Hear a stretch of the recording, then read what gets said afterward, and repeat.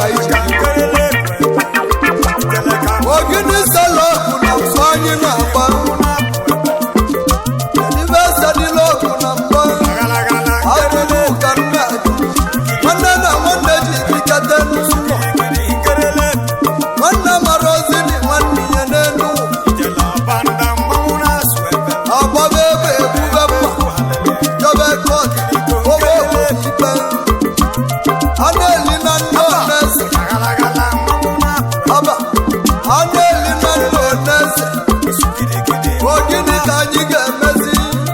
a na-elikwu n'obodo ọ na-azọ ogidi eberebe ebube n'igwe ana m ajụ kedu ihe eseziri na-ezu n'ọma m kala idewekwe n'anya n'okwu ọbara akala dị n'ike ya nwanne na-abụ na-elike tezili osisi mụdo ọkụ ụmụnne m awụwụ ọdị n'ime ya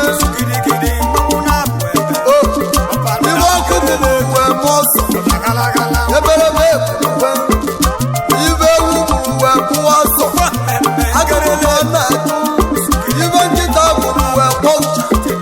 a na-egwe n'anya ogoli ọkpala dịkwa n'ime ya ya bụ n'ọnụ dị n'ime ya mama biya du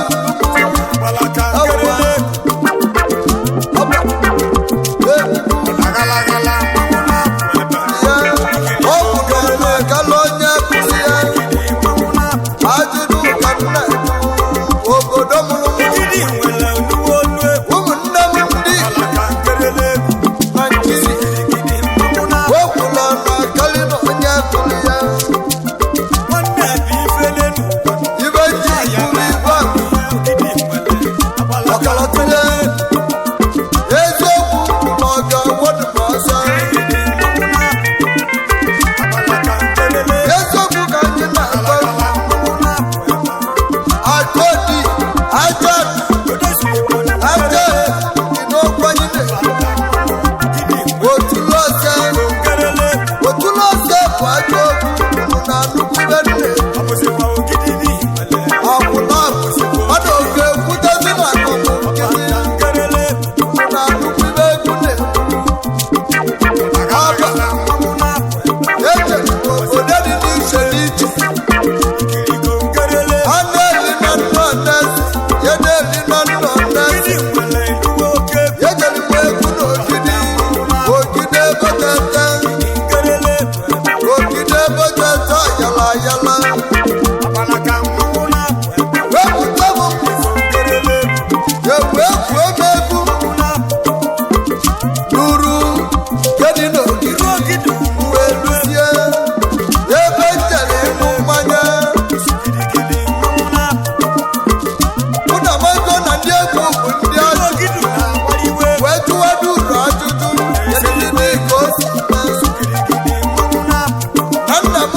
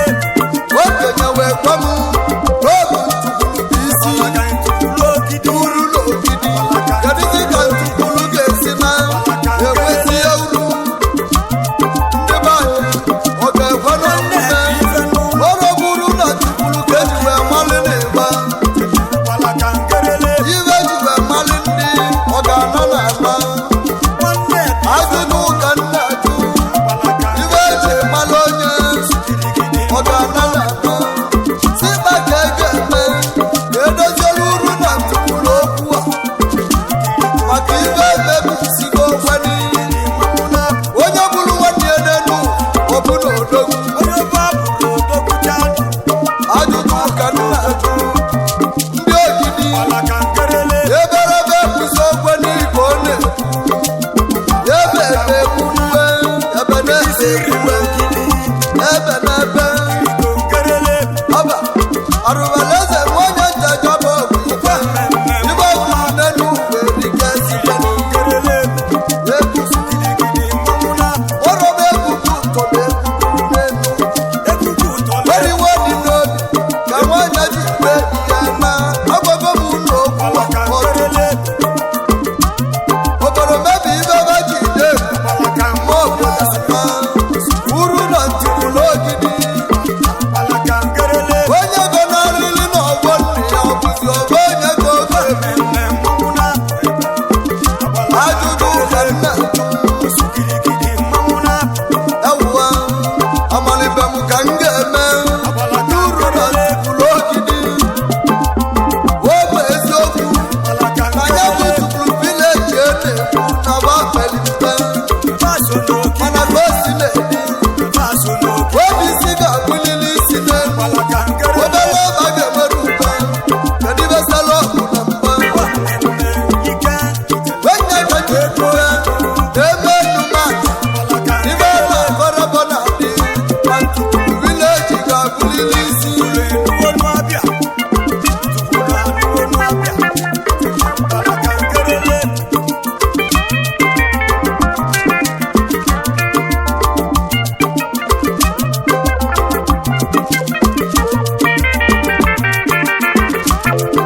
oke nụrụ onye abụrụ oke dị ọbara ga-adịrị dị ọbara odu ga-adịla ọdụ ya agwụrụ m ka ọdụdụ ga-esi na nkete wee zọbalị dị ọbara ibe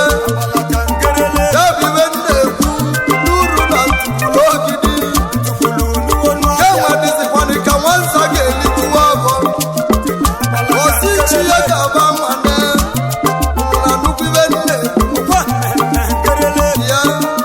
rotogboniri n'obi ibe ndị gboo debela anya o si wee dị na mbụ ka ọ dị tata ụka na-emebizi ibe ndị gboo sụsụba ajụjụ ụka nna a na-abụ mmadụ bụka otu isi onye ọba abụla ọdụ n'uru na ntụpụrụ ogidi ọ ga-ekwe na ọmụme ogide ebe na-etete iwe mgbe ọ ga-ekwe na ọmụme eri igbo ụdị nwe na-emekwu na-eme ya ndị eji bili na ntụpụrụ vileji uru mmadụ ọnọzikwa n'ụlọ ekwuwe na mmadụ nwụrụ anwụ n'elu ụlọ eziokwu kedu ibe unu na-echezi ya eberebe ekwuwe maka onye gboro oge ọzọ ịma na onye ọkụ ụka dị ndụ onye gboro oge ọzọ na ịma na ọ nọzi akolikoli ma na ọ nọzi elu ụwa akolikoli na nnukwu ibe mmọnwụ na-eme ana m ekwu na agwa eze nweke ajụjụ ka nna ajụ ego na-egote n'isi ego nwere ike iweta prezidenti ma ọ bụ gọvanọ ma bịa n'ụzọ ego na-egote n'isi ajụwa obi si ga-abụlili isi obere ebe ọma nwere ebe na-ekwu eberebe ekwue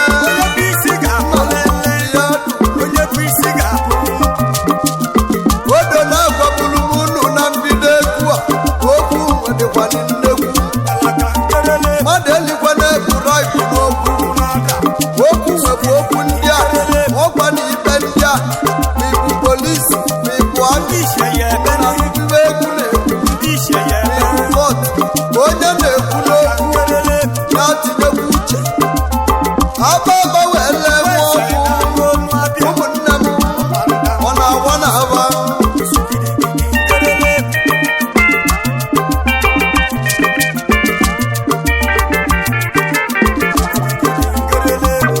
ajụjụ ụka nna ekerele isiro ya majesi igwe lesonda ụzọ ohido ọbụ masị ekene eze kọmanya ofu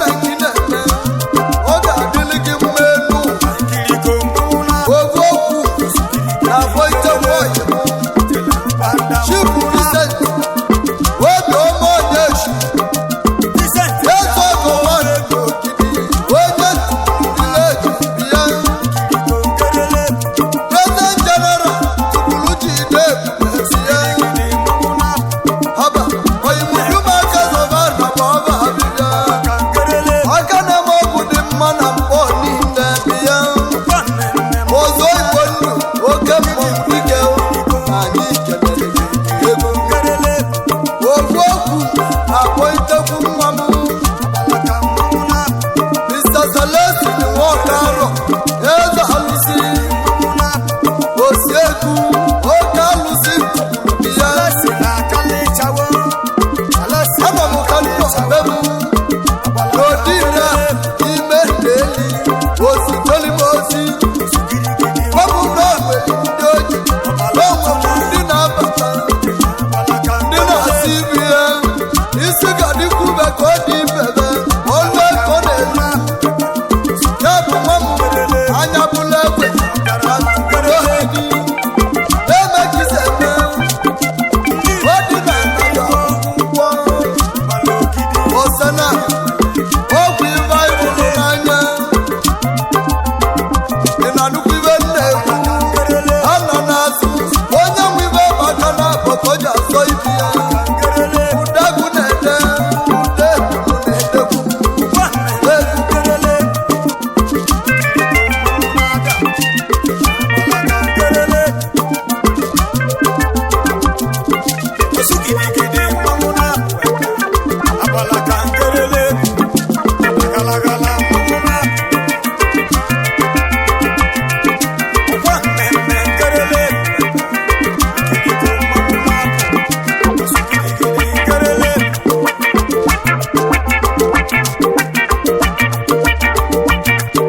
egwu nwe na-ekene